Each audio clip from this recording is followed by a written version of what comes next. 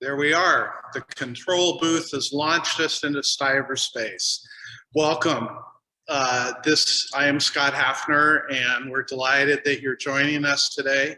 This is the third in our series of summer Zoom tastings that we've been doing for the past couple of weeks. If you've attended all three, you're definitely on your way to Park signing you off as completing winemaking merit badge. We are grateful that you're with us today, and we're expecting about 80 patrons and their friends and guests.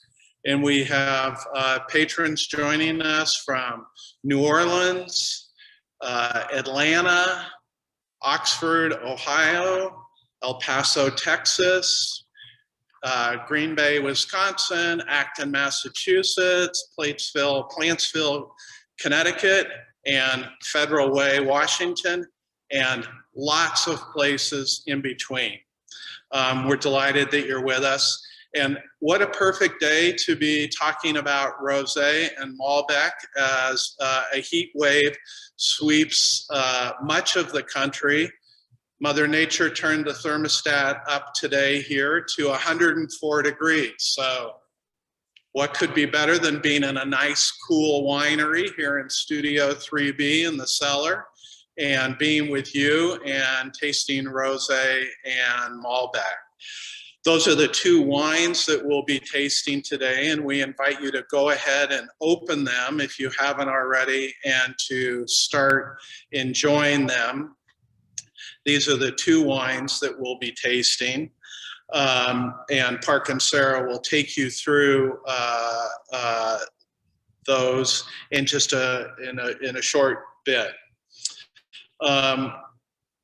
We invite you to use the Q&A function at the bottom of your Zoom screen to pepper us with questions. And at the end of the hour, we will have time to try and answer your questions. And please feel free to use the chat function to communicate with other participants on the Zoom call. You're muted and we can't see you, unfortunately. We'd much prefer to see you and to hear you, but the large number of people on the tasting today makes that not possible. But use the chat function if there's something that you're inspired to contribute to the conversation. Here's our curriculum for today. Kate has us very well organized, and she's the mastermind behind this. You'll see her during the Q&A.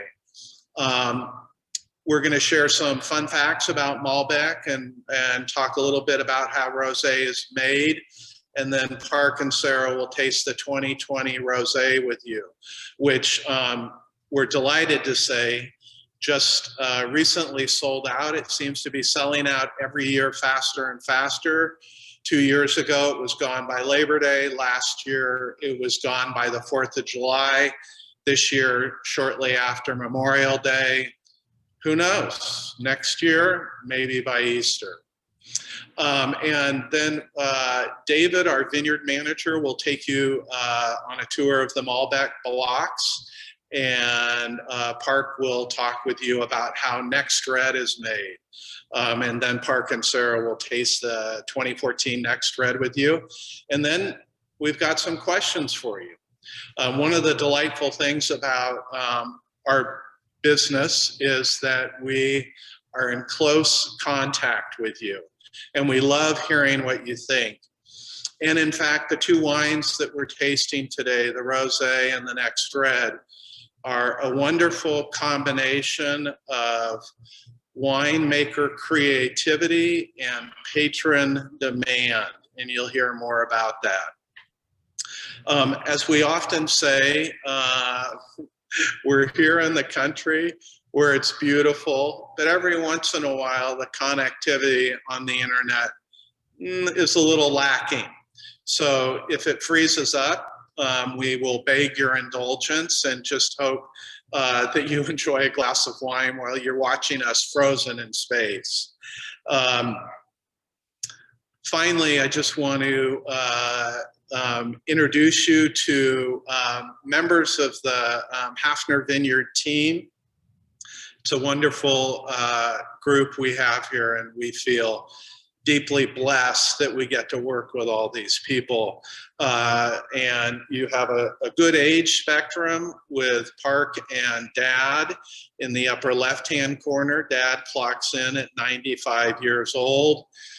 There's Matt, who is a new addition to our team recently.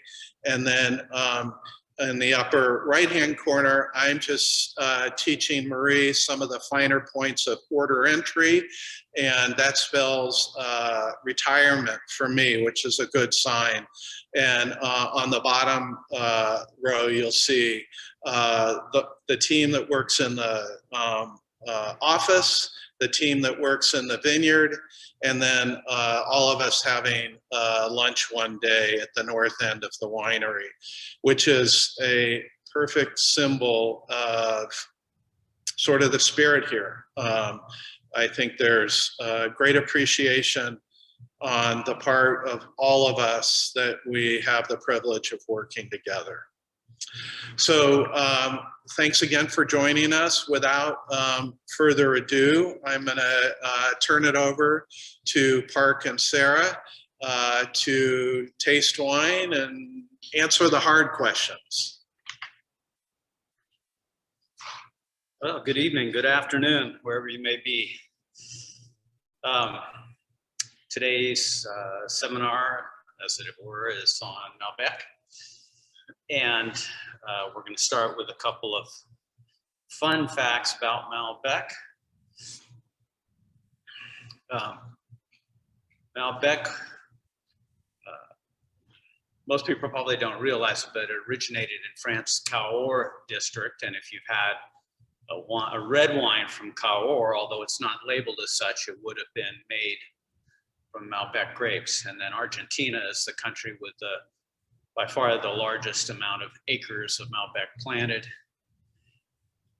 But it's also grown in Bordeaux and used mainly as a blender there. And again, Bordeaux wines don't tend to be labeled with the varietal designation, so you probably wouldn't have noticed it on the label. In Sonoma County, and all these fun facts were pulled up by Kate. Sonoma County has about 400 acres of Malbec, and we have about 10 or 11 acres of Malbec planted. Here are the 3 blocks that we pull from, or I should say, until last year, and maybe this year as well. All the Malbec that we grow, we actually bring into the winery and crush and use for our 2 programs, the Rosé of Malbec and then the Next Red, which is mainly Malbec, but with some Cabernet and sometimes Petit Verdot blended into it. We have, so the block that's closest to the winery in the top of the map, it was planted in 97. Oops, sorry, Kate. Then the next one down there, it's very thin. That was planted in 2019, and we'll be drawing fruit from that this year for the first time. And then the Fox down there, the Fox block of Malbec, the one at the bottom was planted in, I don't even remember exactly, early 2000s. So those are the 3 blocks of Malbec we have. So this is just a little quick rundown of how we make Malbec. Well, we make our 2 wines. The top section is would be duplicated for both of our 2 wines, but Malbec is a rather large berried variety. It's hard to tell from that photograph there, but if we had a cluster of Cabernet, you'd see that the berries of the Cabernet were significantly smaller in size. And most of the flavor and most of the color are located in the skins of the grapes. So if you want to intensify the flavor of the wine, you really want to farm for small berries. And we do that as much as we can, but as I said, Malbec tends to have very large berries. So one way that we have increased the skin to juice ratio is to draw some juice away from the skins before fermentation starts. And that allows us to increase kind of the character of the Malbec red wine. Rather than just dumping that juice down the drain or out in the vineyard, we chose to ferment that juice to make a rosé wine. That juice, when it's drawn away from the skins early on in the process, basically right when the grapes arrive at the winery, there isn't a lot of color in that juice. And you can see in the picture at the bottom there on the left-hand side, that's our drain tub where we draw about 15% of the juice away from the skins when we're, and that's called saigner, or to bleed the juice. And initially when we made rosé and we only made a small amount, we used just that juice to make the rosé. But we found quickly that this rosé program became very popular. So what we ended up doing is we also take a portion, about half of what becomes a rosé is what's called direct to press. So we take the grapes, treat them like a white grape in essence. They go right from the fruit sorter, which is the photograph in the top right-hand corner, and right into the press where we extract the juice from the skins. And again, we come out with a very lightly colored juice. When we blend those two portions together, and they're fermented in stainless steel tanks, kept cool to retain that really lovely fruit character that we look for in a rosé. And it's made very much in the Provençal style, in that it's dry and crisp, and goes lovely on a hot summer day, and even sometimes non-hot summer days. So we're gonna shift in a second to tasting the wines, but just a few more pictures of the production. The top left-hand corner, maybe you can get a better idea of just how plump those berries are. And then the second photograph there on the top is, you notice when we're dumping the grapes out of one of our gondolas and how much juice there is. They're so big and the skins are so thin that they break very easily and they de-juice very easily. So we're able to pull juice off. And then there's a photograph of us fermenting in a rather cold tank, and then the bottling line on the bottom left-hand corner. So I'm going to turn this over to my partner in crime, the woman who has the person who has the best palate in the organization here, Sarah, and she's going to describe how we find this Malbec. Well, I hope as Park has been talking that you've been tasting. But for me, the 2020 is exactly what you think of rosé when you smell it, because it's just lovely, fruit-driven, beautiful. I describe it as having watermelon candies. If you remember those Jolly Rancher candies, the watermelon flavor, that just reminds me so much of that. And also, it has really ripe strawberries and a lovely floral note that reminds me of orange blossoms. On the palate, it's really bright and lively with a nice fresh richness and roundness, and the finish is lovely. So I hope you've been enjoying it.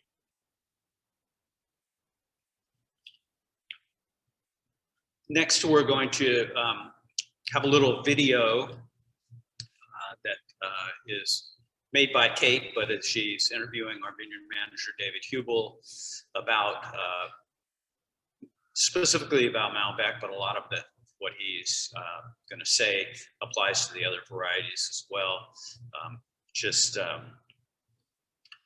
Malbec's kind of a fun variety to talk about, to grow, challenging a little bit. And so David's gonna tell you a little bit about how we farm Malbec.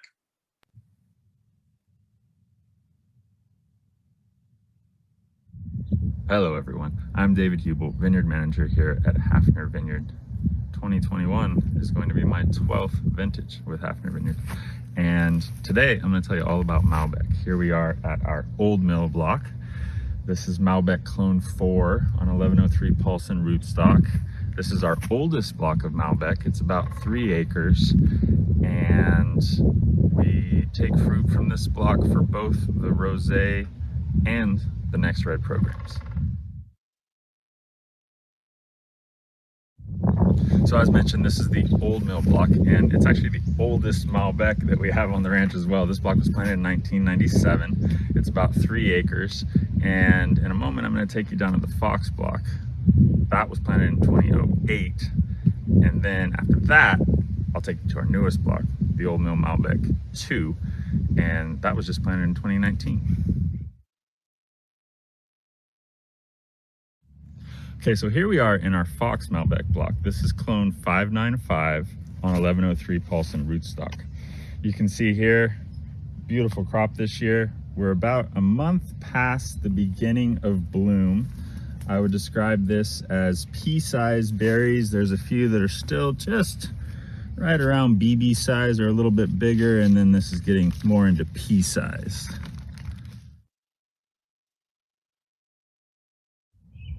So a few of the things that I like about growing Malbec, I've always been attracted to the plant. I don't know what it is. Maybe it's the leaf shape and form and size. They get really big. Here's a Cabernet leaf for comparison's sake. You can see the deep sinuses on this leaf, and this leaf doesn't have it. The fruit of Malbec also is really big. It tends to want to grow really big berries, and from a wine quality perspective, that's not always necessarily a good thing. In fact, it's usually thought that smaller berries equate to more concentrated wines. And so the fact that Malbec wants to grow so big is actually something that I can manage, and that's kind of a fun thing about farming Malbec. Because it wants to grow so big, I can use things like irrigation and exposure to try to hold back that berry growth and hopefully make a better wine.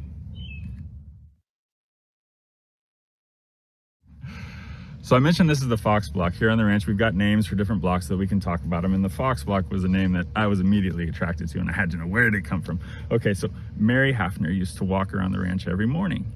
And around this area of the ranch, she would always see a family of foxes. And one of my favorite things about this block is, to this day, I still find foxes out here on a regular basis.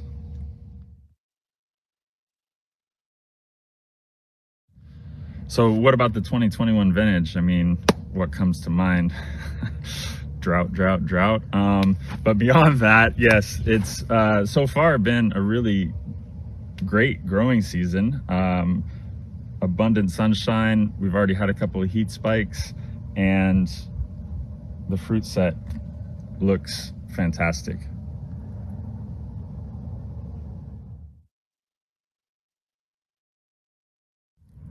And here we are in our newest planting of Malbec. This is the Old Mill Malbec 2, because we already have the Old Mill Malbec that we've already talked about. And this block was planted in 2019. And so this is going to be the first crop this year that we take off of it, and things are looking pretty good.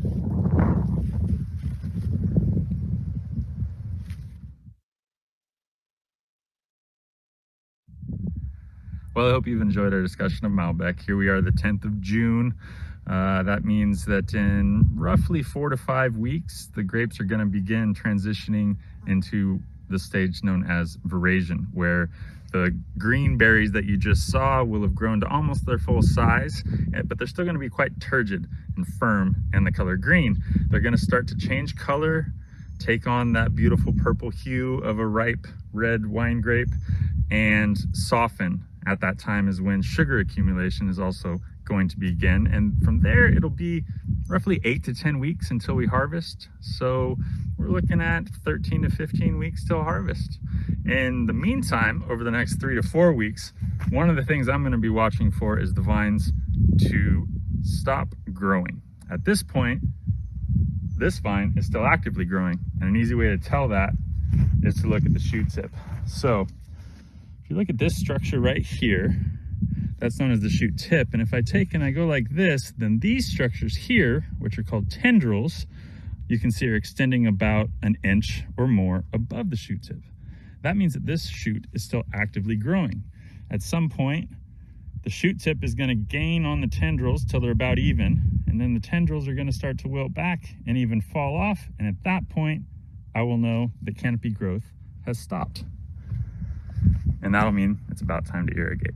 So, right about then will be veraison. A couple more months, time for harvest.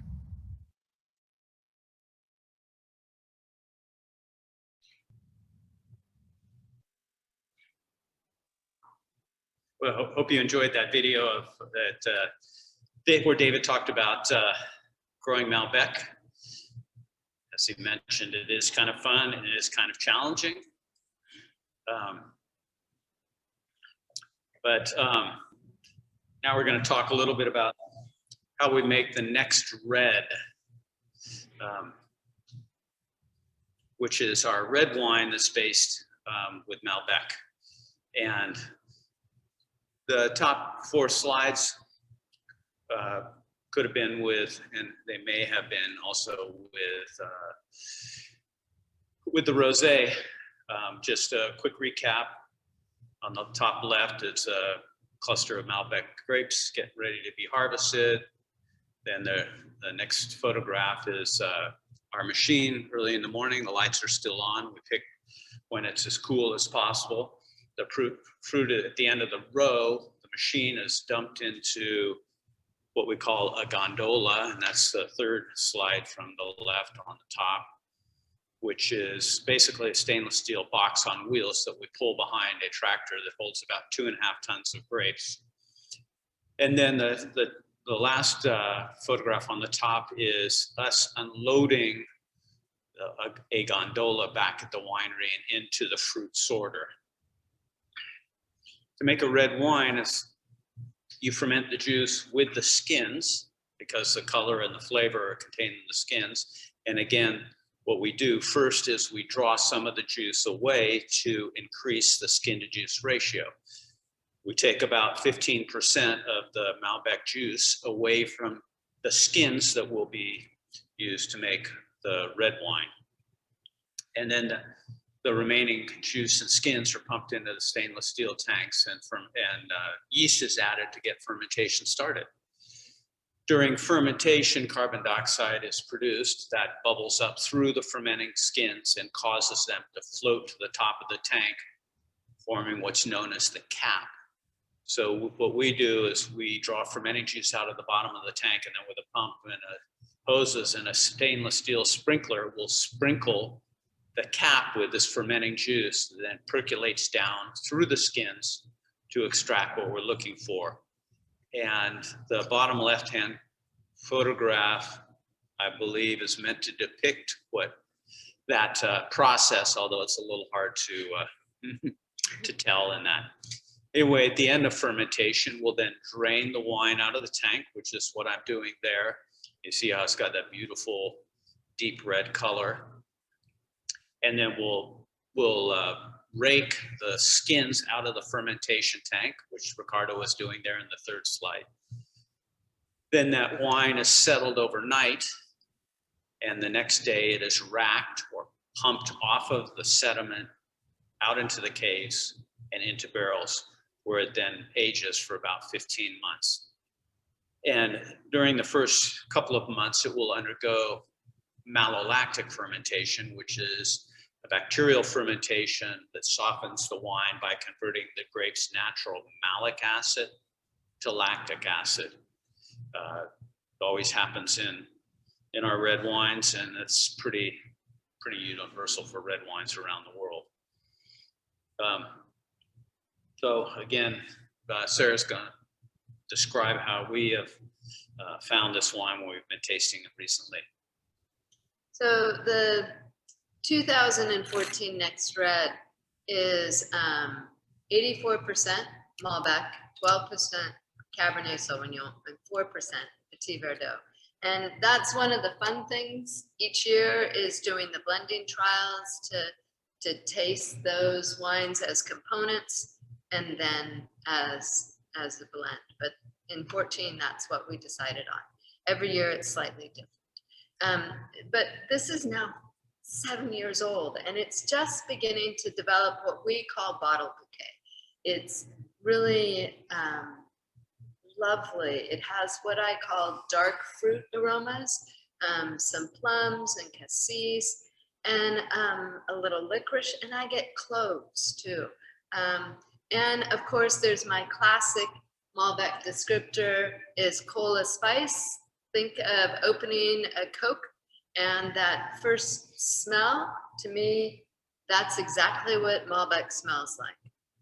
On the palate, it's really supple and chewy and velvety with some carpaccio and oyster shell, and of course the toasted bread from the barrels. And I think it just has a really lovely, long, chewy finish. So I think it's hitting its stride right now. Joel, hopefully you're enjoying it as well. And we're gonna turn this over to Scott, who's got a few polls to do. We hope you've enjoyed our descriptions, our characterizations of these two wines. And keep tasting as Scott talks to you. Bye. So you heard from the experts how the Rosé and the Next Red, what we find in them. But we've always felt that the most important wine connoisseurs is you. And so we wanted to hear a few things. Here's a poll about what you find in the Rosé. So I know that you've been studying there, you've been making notes, you know, in your 3-ring binder. So please share with us which of these descriptors you find in the Rosé, and choose all that apply. And we'll be very interested to hear what you find. Now, there could be another category called other, but the poll with Zoom doesn't allow for that. So if you have a descriptor that you feel very strongly about, please put it in the chat. We'd be curious to pick it up there. But everybody picks up different things in wine. It resonates with people's taste memory in a different way, but we're curious what you're finding. Plus, it's an opportunity to have another taste of rosé. Nothing wrong with that.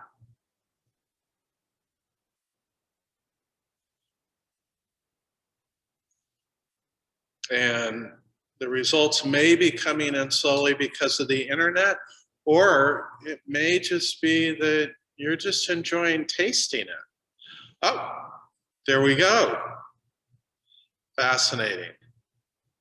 Yeah, so you're picking up a lot of what we find in the rosé, which is a very strong component of aroma of watermelon, strawberry, some rose petal. We put cotton candy in there to sort of tease out those of us that go to the state fairs, and raspberries, along with a couple others. So as I mentioned earlier, one of the things that's wonderful about the way that we have chosen to do business is we get to hear from you a lot. And Kate and I and others in the office, we're talking, and we're sort of curious about the decision-making process on your end that leads you to choose a wine. And this is probably, this is not about Hafner wine, this is just wine in general. And we're curious, what were the two main factors that lead you to purchase a specific wine?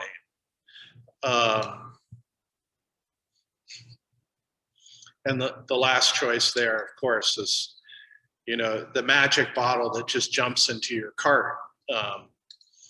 but we're always interested, and we feel very fortunate that we have a huge focus group of 5,000 active patrons who we get to be in regular contact with about issues.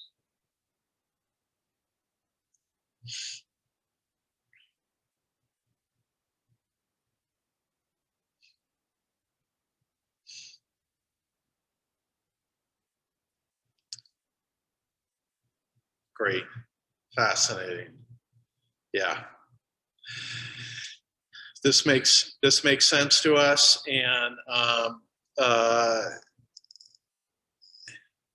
and sort of correlates with what we thought. The thing at the top there about a friend's recommendation, I would just say it's an opportunity to say thank you, because most of the time when a new patron comes to Hafner Vineyard, which happens a couple of times a day, and it usually comes online, and we always ask people, how did you hear about us? Because we're a little bit off the beaten track. 90% of the time, people respond and they say, oh, I had this at the Smith's house. Oh, I got a gift from the Perkins of your wine. And we have the best brand ambassadors in the world, and it's all of you. So finally, we've got another poll. We're putting you through the paces today. We want to know what you found in the Next Red. And again, if there's a particular descriptor that you would use that's not listed here, please put it in the chat.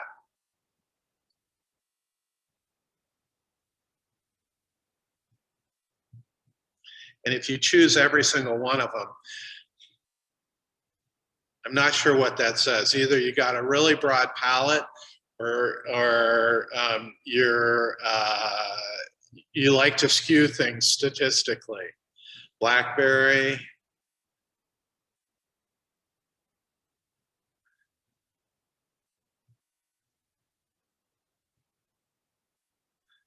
This is great.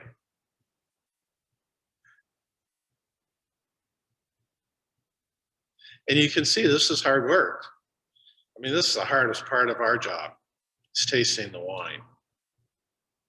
A lot of effort. Clove, very good. Wow, great. Yep, cassis, blueberries, cola spice,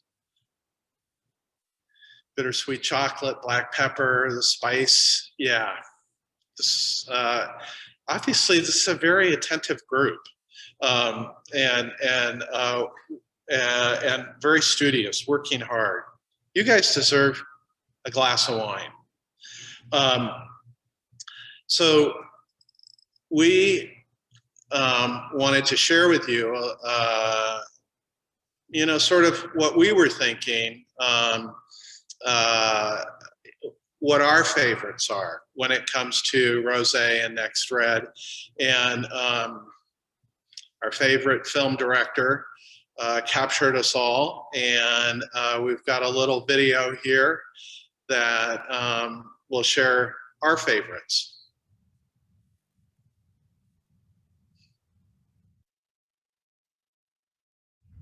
I like the Next Red because it's a wine that you can enjoy at any time. Me gusta más bien el rosado porque es un vino muy sabroso, muy fresco cuando se lo está tomando uno.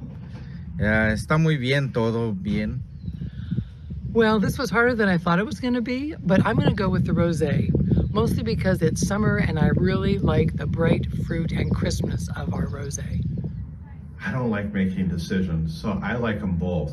I had the Next Red with pizza from Diavolo last night, and tonight I'm having salmon with the rosé. El rojo tiene muy bonito color Sabe muy buen sabor y me gusta trabajar mucho la clase de Cabernet. I love a glass of rosé before dinner and a glass of Next Red with dinner. El rosé. ¿El rosé? ¿Y por qué? Porque frío está más bueno. Rosé and Next Red. Who wants to make a choice? Rosé no es preferible. ¿Sí? Más cuando hace calor, Ajá. lo podemos celar en la tarde, llegas una copita, a cenar. Both. Always both. I enjoy the rosé because it's crisp and refreshing. Well, between Next Red and Rosé, it's tough. What are we doing? Is it an afternoon in the sun or is it nighttime with dinner? Ok, no, pues a mí para cualquier vino está bien, todo está bueno, no hay que escoger más que lo que venga. I really enjoy the rosé on the porch swing on a warm evening. El Next Red, Next muy Red. sabroso. El rosado también, pues es suavecito y muy sabroso, también muy bueno. Rosé of Malbec is my go-to wine during the summer. Next Red, I love during the winter.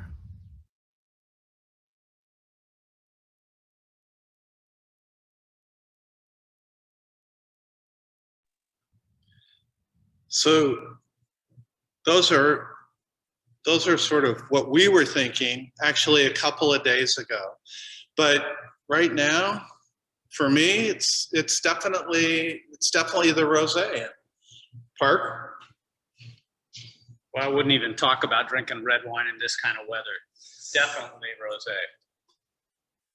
So now we want to know what your favorite is right now. And by virtue of the fact that you did such a great job of lining up the descriptors on both those wines, we're counting on you to have an opinion.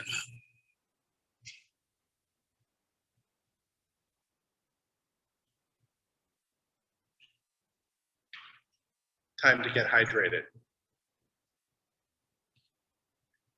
Oh my goodness. This is like the US Senate. 50-50. Where's the vice president to break the tie? Well, we're honored that we've got two favorites. So we are now going to take an opportunity to answer the questions that you have been putting into the Q&A. And this is the moment where the average age in the studio drops dramatically with the inclusion of the next generation, Kate Halfman. Oh, man. Okay, well, thanks for asking so many questions and answering all the polls and being so lively. I can't believe that was like 50-50. That was awesome. So we've gotten some great questions coming in by the chat, and I have a few that came in earlier, so we'll kind of bounce between them. Hopefully we'll get to all of them. The first one right out of the gate, someone was very observant and noticed that the rosé had what we call a technical cork, and the Malbec had what we call a natural cork. And why is that? We decided a couple of years ago to shift to a new kind of cork. It's a natural product that is free of TCA. Prior to this time, from time to time, we'd have a bottle that was corky, which had 2,4,6 trichloryl anisole, or commonly known as TCA, that gives a corky character to the wine. It's caused by mold growing on the corks when they're being processed. It's an issue that everybody in the wine industry is aware of. Some people have gone to using screw caps as a result of this. Other people have gone to synthetic corks, rubber corks. We opted to go to a natural product, which is basically they take cork that's ground up, and when it's in small granules like that, it's very easy to clean it. So there is no TCA, no possibility of corkiness, and then it's glued back together. We made a shift 100% to that cork when we bottled 2 years ago, so in 2019, which would mean that the 2018 Rosé and the 2019 Rosé and the 2017 Cabernet and Next Red had that wine in it. So we were tasting the 2014 Cabernet, which we're still using punch corks for, but we're very happy that we made the switch. The other benefit of this cork is that the wines will age much more consistently because it doesn't have the pores in it that a natural cork, a punch cork, does. And as many of you know, we like to hold on to our red wines and our white wines as well and re-release them later on. And this is a way to ensure that they're aging more uniformly throughout time. So, those of you that are on the annual tasting program will, when you receive your 2017 Next Red in September, it'll have the Dion cork in it that Park was referring to, and the Chardonnays also. Yeah. Yeah. So you've probably seen it in a couple of bottles a couple of releases that you've gotten from us. And we're always listening. Love to hear what you think as you open those bottles. If you have any feedback that you think is helpful for us, we're all ears. All right. Let me open the chat as well. Let's see. So someone had some eagle eyes and noticed in the video that 2 of the Malbec blocks were planted closer together, and one of them was a little bit farther apart. Is there a benefit to planting varieties close together or far apart, and why? No, that wasn't, there isn't really any advantage to that. 2 of those blocks were planted close together just because one of the blocks that we removed and we were replanting was near the original Malbec planted in 1997. So no, it's there's not really any advantage other than maybe farming them together, harvesting them together. But each block is going to be farmed slightly differently because of the age of the vines, and they'll ripen at a slightly different time as well. Did you want to add something? I was just going to say that some... Don't be shy, come on in. No, well, it's more a question for you. You have chosen certain areas where like the creek used to run through the vineyard that tends to be rockier. This was, I don't know, hundreds of years ago, but there is an area that is planted for Cabernet. Yeah, a big certain part of our property we prefer for red wines because it's quite rocky and well drained, and that's better suited for red wine production. So that's usually by the winery and along the creek that flows next to the winery.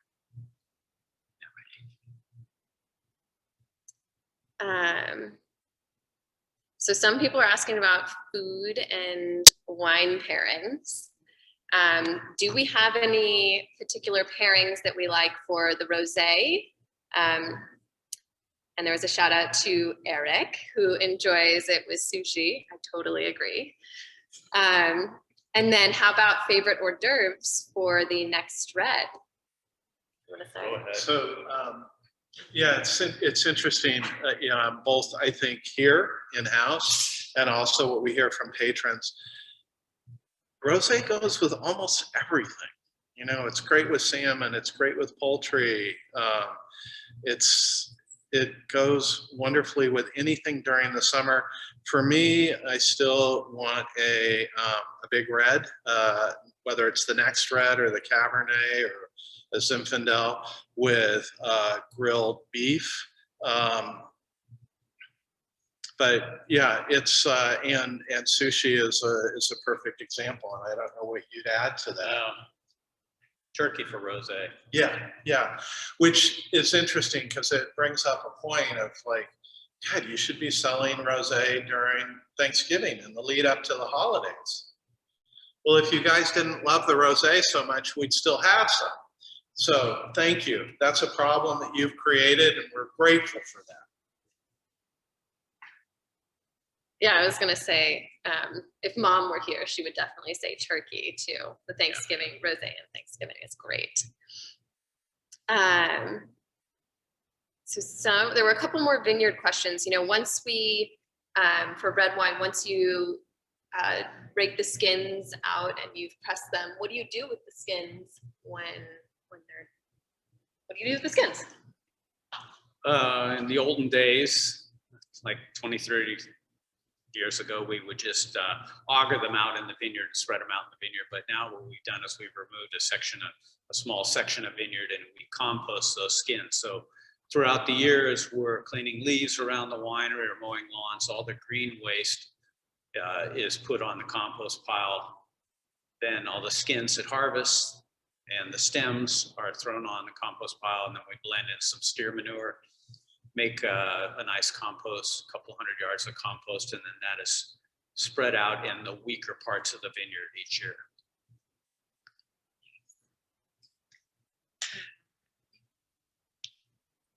And then we had a question about, you know, David mentioned that we're in the drought, and many people know that. How much do we irrigate, or will we have sufficient water this year? Wow, that's a good question. First of all, we're on our own wells here. Our wells are nowhere near the Russian River, so fortunately, we're not under any restrictions that I'm aware of. Having said that, of course, if we run out of water, there's nowhere to look.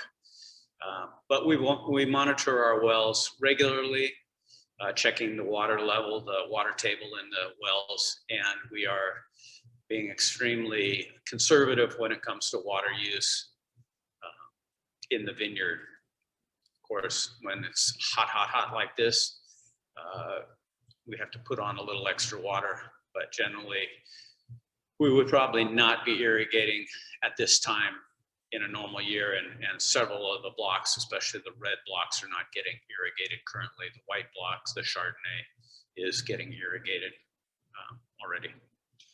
And obviously, you know, complicating factor to that is that water is used in putting out fires.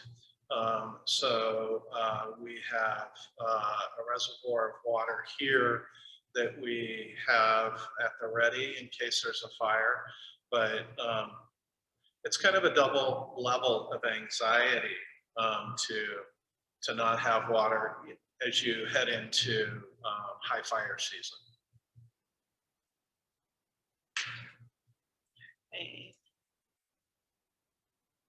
Let's see, let me jump to a question that we got in earlier, which was, how is, you know, we started doing these, you know, 16 months ago, and we talked about the restaurant industry a little bit because we sell about 5% of our wine to restaurants. So someone was checking in to see how the restaurant business is doing. Well, don't leave the screen, because this is something that Kate and I handle together. I've noticed that restaurateurs are more receptive when a young person comes through the door. So Kate's taking over more and more of this, but I'll start and you finish, which is we have some restaurants that we've worked with for a very long time that didn't make it, which we have great sadness about because they were wonderful people that we enjoyed working with, and I'm sure that's true for all of you. You have, you know, favorite restaurants that didn't make it. The restaurant business dived about 14 months ago, and it's actually now coming back very strongly. But yeah, I would say that it's coming back, and it's thanks to everyone getting out and visiting restaurants, and restaurants have evolved in a way where they're doing other things like takeout. And I think one of the benefits for us is that because we sell the wine direct to the restaurants, we've created a friendship and a partnership, and local restaurants we've really tried to support. So it's coming back. And we, during that time that was really challenging, you all and our patrons, our direct patrons, really took up the slack. And one of the things that it allowed us to do is it allowed us to be helpful to restaurants that were staying open in a way that was very unusual and unique and very natural as a result of those long-term relationships that we have with them. Let's see.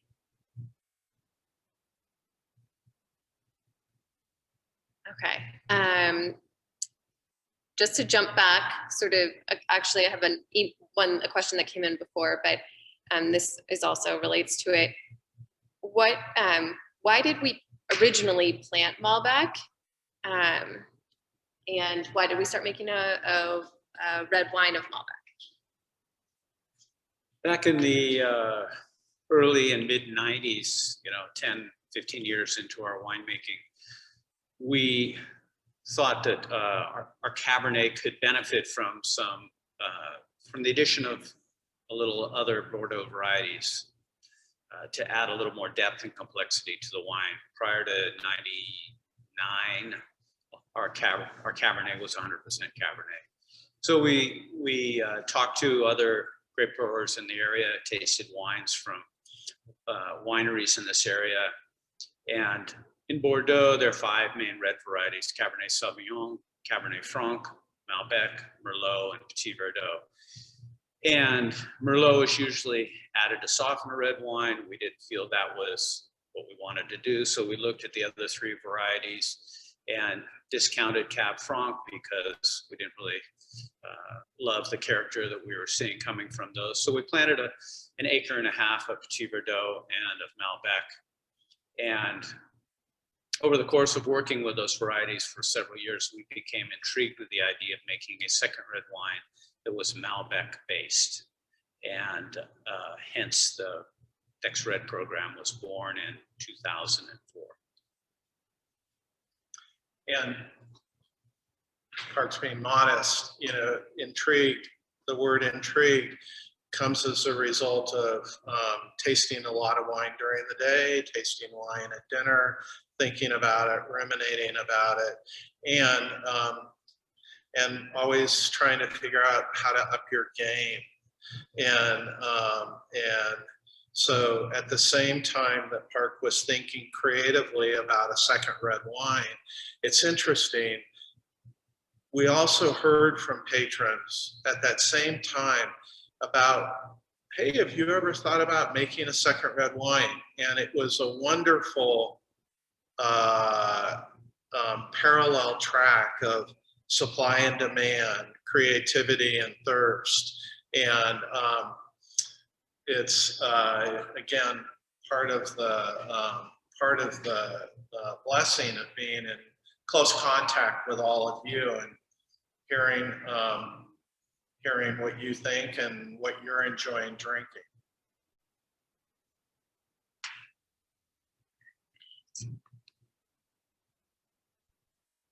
I'm just looking through all of these great questions.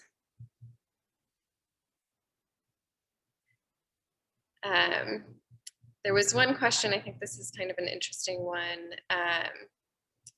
I did want to say that I don't know if you spoke about it, but the reason that we gave the name, well, the reason that the label does not bear Malbec is because in the beginning, it had to be at least 75% Malbec.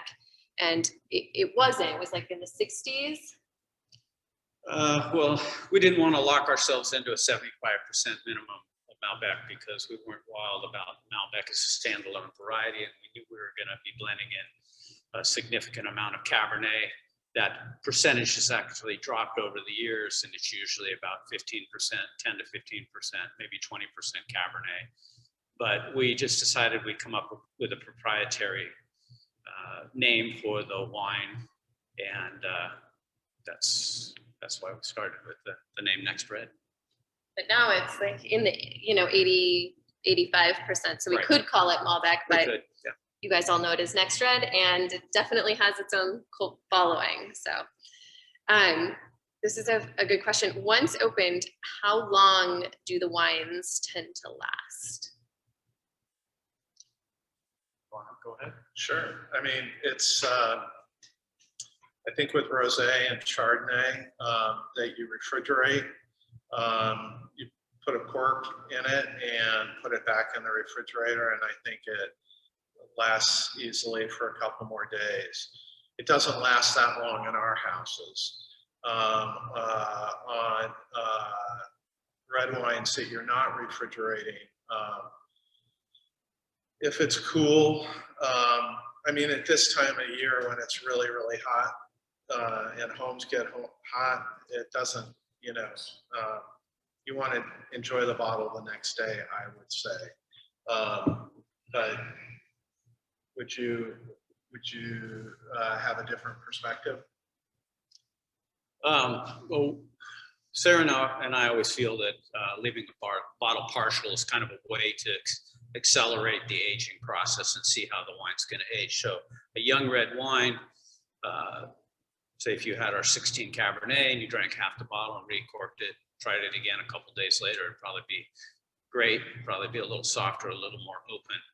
I think what kills a wine is if you, like a white wine or a rosé, is if you bring it out of the refrigerator, you have some, it warms up, you put it back in the refrigerator, it cools down, it pulls what's in the atmosphere in the headspace of the bottle into the wine, oxygen, that accelerates the aging, and it's the hot, cold, it's not that great. So, you know, we'll drink a half a bottle of Chardonnay at dinner and put it back in the fridge before it starts to warm up too much and have it in the next day or two, and it's usually just fine.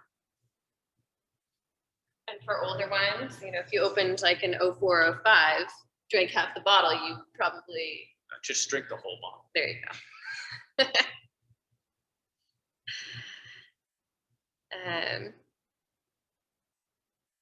So sort of someone was asking a couple more questions before you have to end, but how long can you age the rosé? How long can you age the Next Red broad strokes?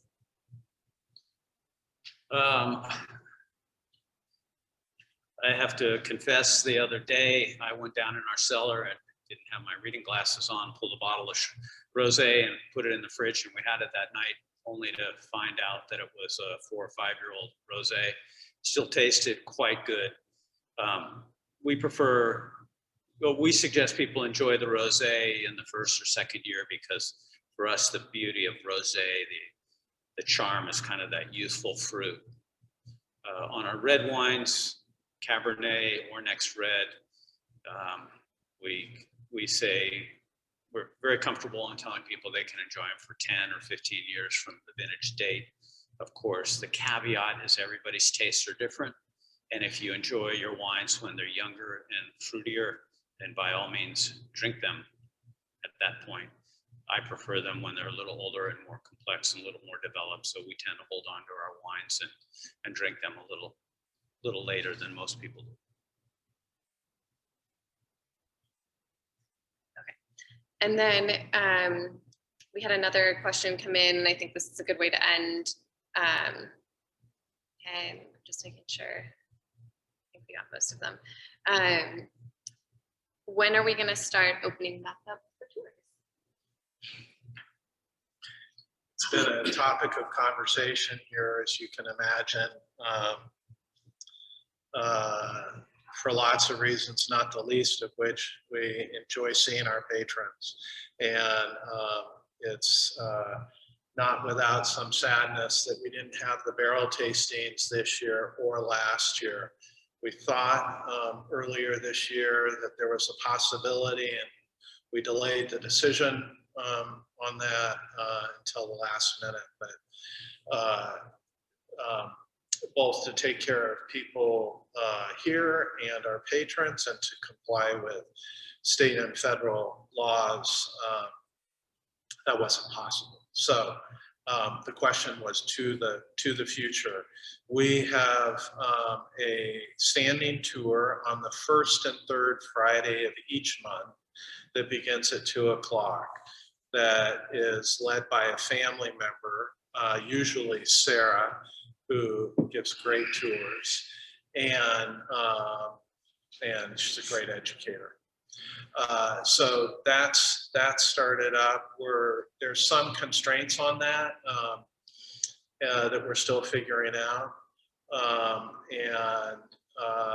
And then next year, we're really looking forward to having the spring barrel tastings, 4 of them beginning in late April and going through early June.